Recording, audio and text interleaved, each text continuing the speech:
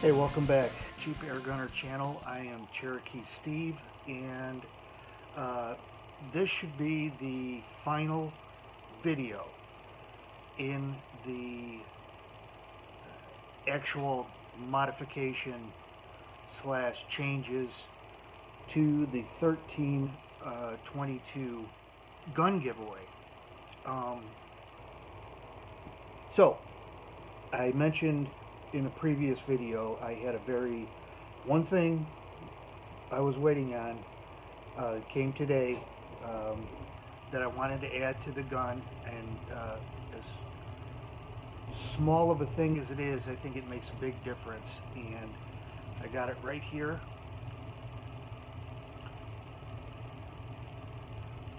What you can see is I, I added a trigger shoe. It's something I believe makes a world of difference as far as the predictability of the trigger brake.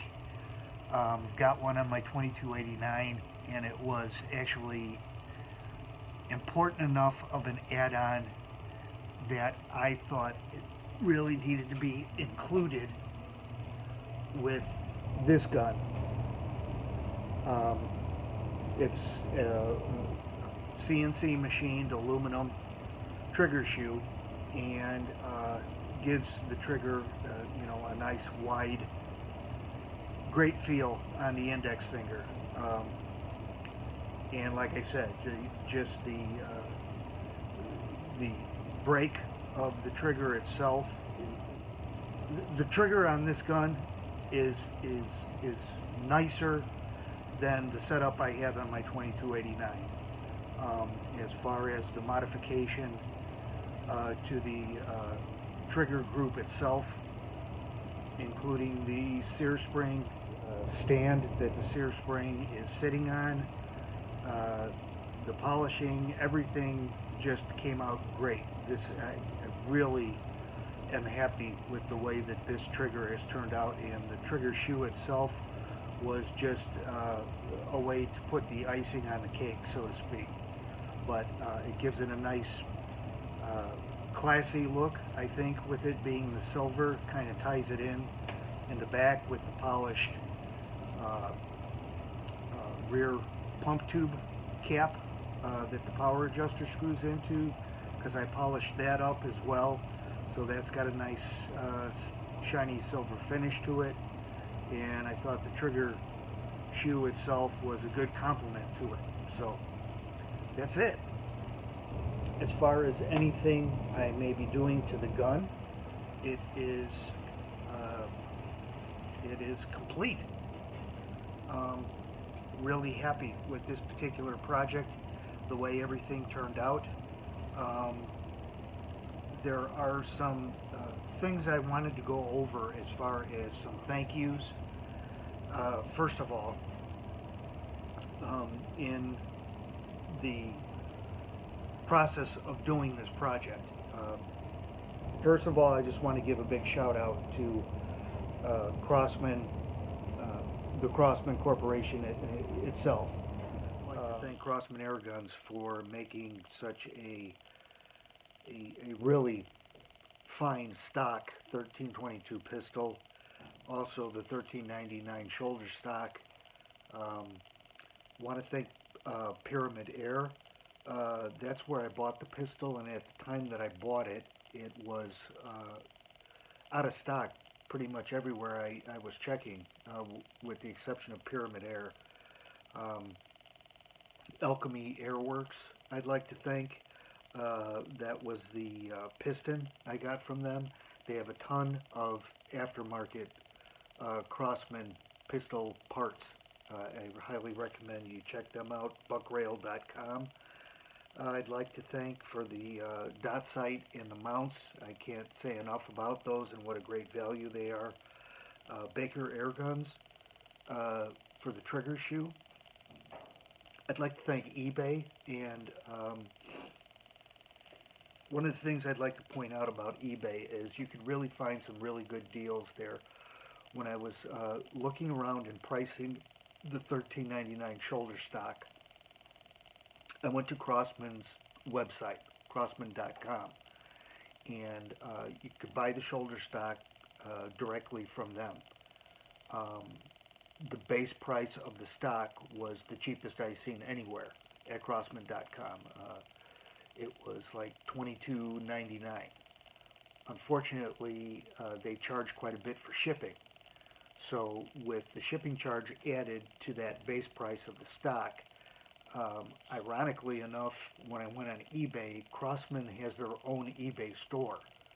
And although the shoulder stock was priced a couple of dollars higher on eBay, uh, they offered free shipping.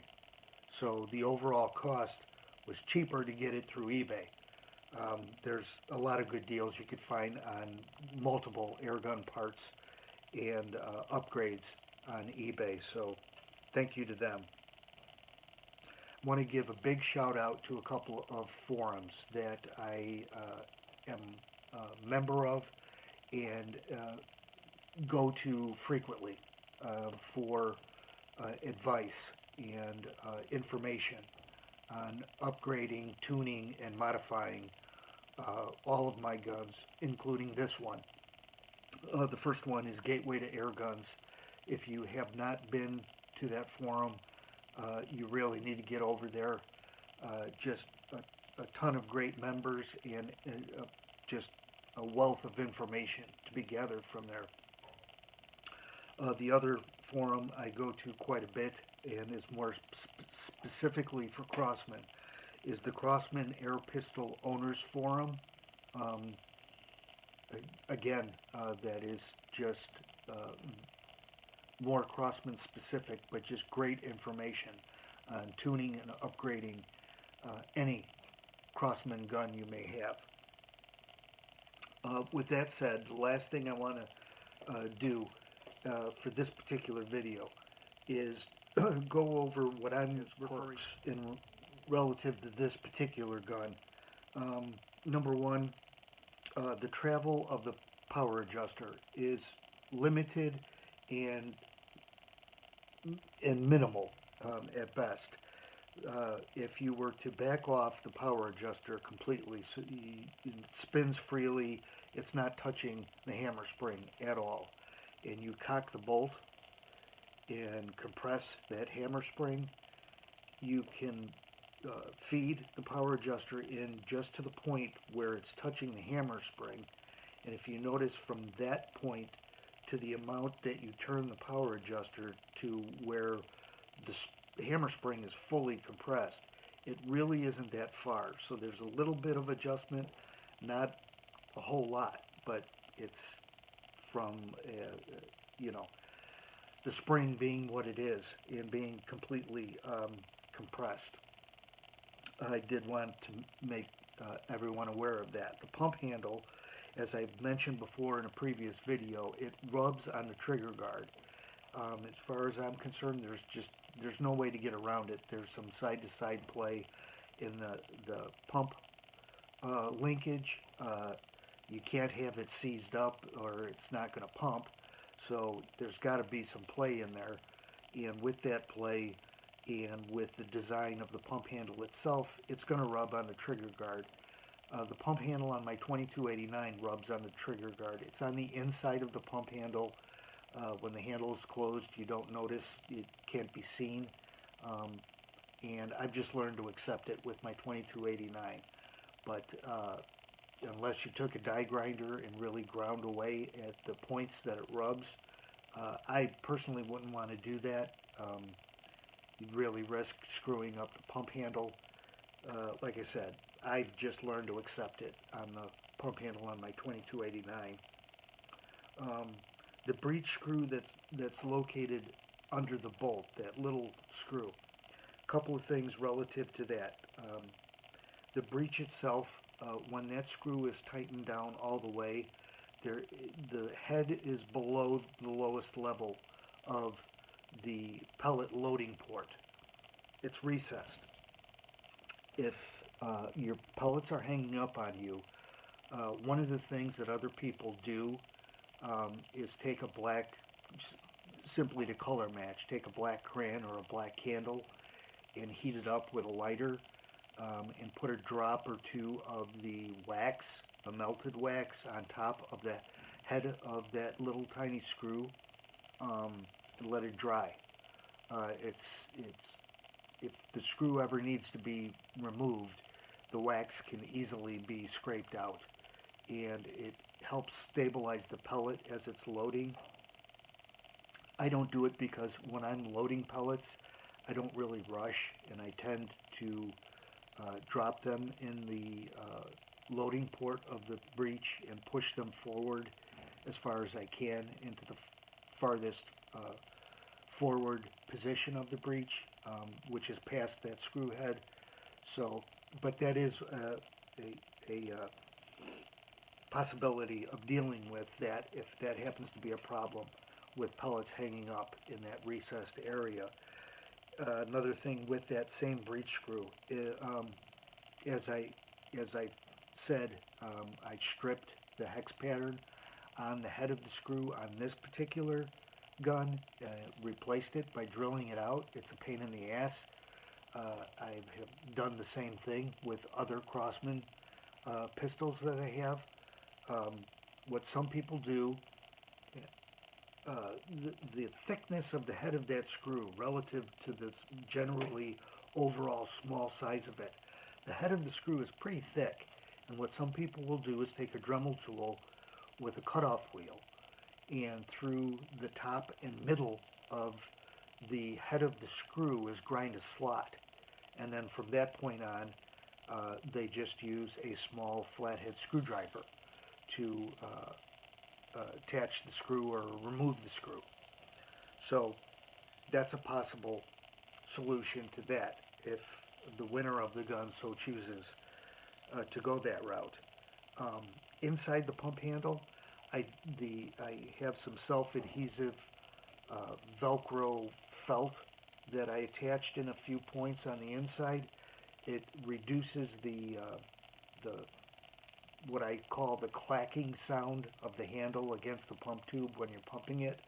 I was hoping it was also going to cut down on the rubbing against the trigger guard, but with, you know, just the motions of pumping the gun, and it tends to move and wear out that felt. So it turned out that that wasn't a solution for the rubbing. I was hoping it would, but it wasn't. But I did add that. In a future video, I would like to side by side show this gun and next to it have my 2289 and go over some of the differences between the two guns.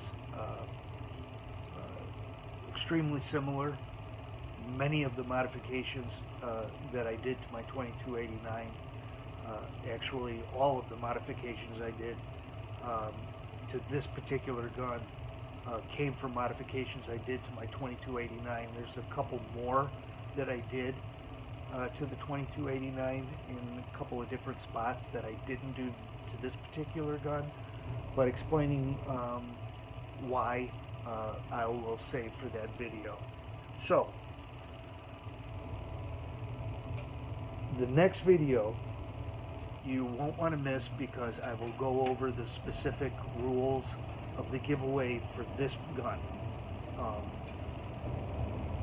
It'll be relatively simple, and stay tuned for it, because I'm really excited about the way that the gun turned out, and excited about the fact that you, one of my subscribers, will be receiving this. So stay tuned, and I'll get to that video as soon as I can. You guys stay safe and shoot safe.